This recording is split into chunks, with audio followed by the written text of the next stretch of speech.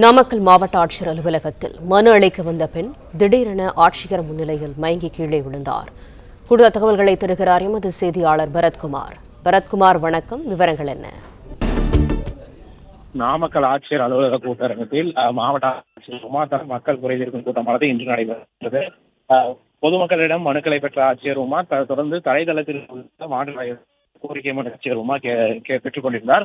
அப்போது அலுவலக கூட்டரங்கத்திற்கு மனு அளிக்க வந்த பெண் ஒருவர் மயங்கி தரையிலே கீழே விழுந்தார். அங்கு வந்த காவல்துறையினர் மற்றும் அலுவலக உதவியாளர்கள் அவர்கள் அந்த பெண்ணை மீட்டு அவர் தண்ணீர் ஆசுவாசப்படுத்தினர். இது குறித்து தகவல் இருந்த ஆட்சியர் உமா அங்கு நின்று கொண்டிருந்த 108 ஆம்புலன்ஸ் மூலம் அந்த பெண்ணை மீட்டு நாமக்கல் அரசு மருத்துவமனைக்கு சிகிச்சைக்காக அனுப்பி வைத்தனர். இந்த சம்பவத்தில் அந்த பெண்ணின் பெயர் பரிமளா என்பதும் அவர் நாமக்கல் அடுத்துள்ள காரைக்குறிச்சி பகுதியை சார்ந்தவர் என்று தெரிய வந்துள்ளது.